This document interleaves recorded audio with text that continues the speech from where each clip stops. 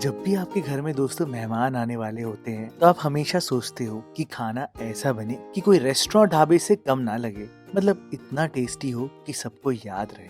आज दोस्तों मैं आपको जो ढाबा स्टाइल मटर पनीर की रेसिपी दिखा रहा हूँ, इसमें ऐसी बातें हैं जो आपको कभी पता ही नहीं हो। आपकी ग्रेवी का टेक्सचर से लेके पनीर के साइज तक एक एक छोटी छोटी बातें आपके इतनी काम आएंगी कि मटर पनीर सबको बहुत पसंद आएगा। हेलो दोस्तों, मैं हूं Bharat. Welcome to my cooking blog. तो फिर देर किस बात की, चलो फिर शुरू करते हैं। अब दोस्तों मटर पनीर बनाने के लिए सबसे पहली चीज जो आपको ध्यान देनी है वो है पनीर। तो मैंने यहाँ पर एक बोल में लगभग 1 लीटर तक पानी डाला है और इसमें 1 टेबलस्पून नमक डालकर रखा है। मैं यहाँ पर 400 ग्राम पनीर और 1.5 कप मटर से मटर पनीर बना रहा हूँ, यानी कि क्वांटिटी ज्यादा है। अब मैं अगर आपको ढाबे वालों का सीक्रेट बताऊं तो दोस्तों 3 मेन पॉइंट है जो आपको ध्यान देने हैं। पहली बात, पनीर को भुना इसलिए जाता है ताकि उसकी लाइफ बढ़े। दूसरी बात, पनीर को नमक के पानी में इसलिए डाला जाता है ताकि उसके अंदर तक फ्लेवर आए। और तीसरी और सबसे अनोखी बात जो है दोस्तों, मैं आपको बता नहीं सकता, मैं आपको दिखा सकता हूँ वीडियो में, तो मैं आपको आगे दिखाता हूँ। तो दोस्तों सबसे पहला काम, आप यहाँ पर पैन में थोड़ा सा बटर डालना। बटर ना जले इसलिए यहाँ पर थोड़ा तेल भी डालना और सबसे पहले पनीर को यहाँ पर भुनना। पनीर को भूनते वक्त पनीर को ज़्यादा स्टर नहीं करना होता, ऐसे ही छोड़ना होता है। पनीर को भूनते वक्त अगर आप ज़्यादा स्टर करोगे तो 100% पनीर टूटने लग जाएगा। तो आप इसको ज़्यादा स्टर मत करना, ऐसे ही छोड़ देना, थोड़ा सा ही चलाना। और ज़रूरी नहीं है कि आपको सारी साइड्स पकानी है, बस हल्का सा कलर लेना और सीधा ही वो नमकीन पानी में ट्रांसफ़र कर देना।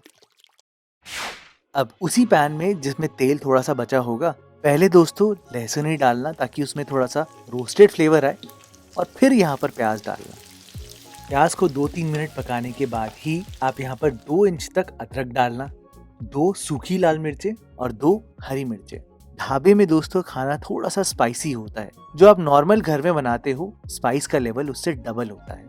आपको यहाँ पर प्याज को तब तक पकाना है जब तक प्याज का कलर पूरा चेंज नहीं हो जाता। ब्राउन नहीं करना दोस्तों, प्याज का कच्चापन मारना है। ये स्टेप ध्यान से करना, प्याज को बिल्कुल भी कच्चा मत छोड़ना, तो ही स्वाद एकदम परफेक्ट आएगा। जैसे ही प्याज का कलर चेंज हो तो आपने टमाटर डालने हैं। जितने आपने प्याज लिए हैं उसके डबल टमाटर। और मेरे कहने पे यहाँ पर सिर्फ और सिर्फ हाइब्रिड टमाटर का यूज करना, उससे क्वांटिटी ज्यादा बनती है और आप उसको इजीली बाद में बैलेंस भी कर पाओगे।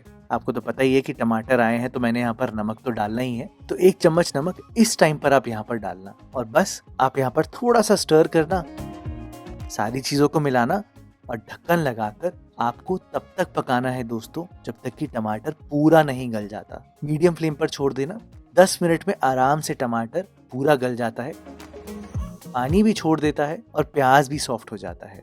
ये देखो दोस्तों, ऐसे चाहिए आपको टमाटर कि डालते ही आराम से कट जाए। टमाटरों में पेक्टिन बहुत होता है, उसका आपको यूज करना है। आपने देखा भी होगा और नोटिस भी किया होगा कि ढाबे और रेस्टोरेंट में जो ग्रेवी होती है वो हल्की सी जेल सी होती है, दानेदार भी होती है, लेकिन वैसा टेक्सचर घर में नहीं आता। दोस्तों मेरे कहने पे इस स्टेज पर आप यहाँ पर इसको पहले ठंडा होने देना, पूरा ठंडा हो जाए फिर ही मिक्सी में पीसना। जब तक मैं आपको मसाला बता देता हूँ, बहुत ही सिंपल है। आधा चम्मच हल्दी पाउडर है, तो 2 टीस्पून स्पाइसी वाला लाल मिर्च पाउडर है। ध्यान रहे ढाबों में हमेशा डबल मिर्ची होती है, चटपटा बनाया जाता है। 1 टेबलस्पून धनिया पाउडर आप डालना, 1 टीस्पून कश्मीरी लाल मिर्च, और अगर थोड़ा बाजार जैसा फ्लेवर चाहिए तो 1 चम्मच किचन किंग मसाला डालना। ये ऑप्शनल है, लेकिन हाँ टेस्ट में थोड़ा फर्क तो आता है। इन सारे मसालों को पानी में भिगा कर रखना है 10 मिनट के लिए, जब तक ये पूरे फूल नहीं जाते। और अब सीधा ही चलते हैं कढ़ाई पर। देखो दोस्तों, तेल थोड़ा ज़्यादा लेना, तभी कुकिंग इवन होगी और वो बाजार वाला फ्लेवर आएगा। तेल जैसे ही गर्म हो, यहाँ पर थोड़े से मैंने खड़े मसाले डाले हैं, जीरा, लौंग, इलायची, तेज पत्ता और 1 सूखी लाल मिर्च। इससे कलर भी हल्का सा आएगा और स्पाइसीनेस भी हल्की बढ़ेगी। मसालों को पहले भुनना है और फिर गैस को लो करके ही आप यहाँ पर मसालों को डालना। मसालों को यहाँ पर 2 से 3 मिनट जरूर पकाना, जब तक कि एकदम दानेदार नहीं हो जाते और तेल इनसे अलग नहीं हो जाता। ये अगर भुने होंगे तो ही वो टेस्ट आएगा, नहीं तो आपको ग्रेवी कच्ची कच्ची लगेगी। ये देखो दोस्तों, जब तक दानेदार नहीं हुए तब तक मैंने पकाया है। फिर आप यहाँ पर मिक्सी में पिसा हुआ प्याज, टमाटर, अदरक लहसुन का पेस्ट डाल देना। और मिक्सी में अगर थोड़ा सा बचा है तो उसको पानी से डालकर निकाल देना दोस्तों। हाँ, पर ज़्यादा पानी बिल्कुल मत डालना। जितना ज़्यादा पानी आप डालोगे मिक्सी में उतना ही आपको कुकिंग करने में टाइम लग जाएगा, क्योंकि यहाँ पर है सबसे इम्पोर्टेंट पॉइंट इस रेसिपी का। देखो दोस्तों, ढाबे और रेस्टोरेंट में जो बेस होता है उसको बहुत देर तक पकाया जाता है। तब तक पकाया जाता है जब तक कि उससे पानी अलग नहीं हो जाता और तेल ऊपर नहीं आ जाता। आप क्या करना, जल्दी कुकिंग करने के लिए यहाँ पर ढक्कन लगाना और बीच बीच में ढक्कन खोल के स्टर करते रहना। आप खुद ही नोटिस करोगे दोस्तों, जैसे जैसे पानी गायब होगा वैसे वैसे इसका टेक्सचर बदल जाएगा पूरा। और भूनते भूनते आप इस स्टेज पर आ जाओगे कि इससे तेल भी अलग होने लग जाएगा, एकदम सूख जाएगी ग्रेवी। आपने तब तक मसाले को पकाना है दोस्तों। आप खुद ही देखो बिफोर आफ्टर में कितना ज़्यादा फर्क है। बस जो आप घर में नहीं करते और ढाबे वाले इजीली कर लेते हैं। ये स्टेज पे आने के बाद दोस्तों बस आपने यहाँ पर 1/4 कप दही डालनी है ताकि इसमें खटास आए हल्की सी। 2 चम्मच मैंने मलाई के डाले हैं और इसको थोड़ी देर पकने दिया है। जब तक ये पकेगा आप यहाँ पर क्या करना कि पतीले में पानी को अच्छे से गर्म करना और मटर को नमक और चीनी के साथ 10 मिनट तक बॉईल कर लेना। ध्यान रहे दोस्तों, मटर को निकाल कर मत रखना, अगर आप निकाल कर रखोगे तो सिकुड़ जाएंगे। बॉईल होने के बाद पानी में ऐसे ही छोड़ देना, जब बस डालने वाले हो तभी इनको छान के ग्रेवी में डालना। बस अब आपने गैस को हाई फ्लेम पर करना है और पानी डाल देना है। हाई फ्लेम पर इसलिए किया है ताकि जल्दी से पानी में उबाला आए। और ये देखो दोस्तों, आ रहा है ना बिल्कुल जेल वाला टेक्सचर। यही तो चाहिए था ना, है ना। अच्छा, मैं क्या करता हूँ, यहाँ पर ढककर 5 मिनट और पकाता हूँ। तेल हल्का सा अलग होने लग जाएगा अपने आप ही।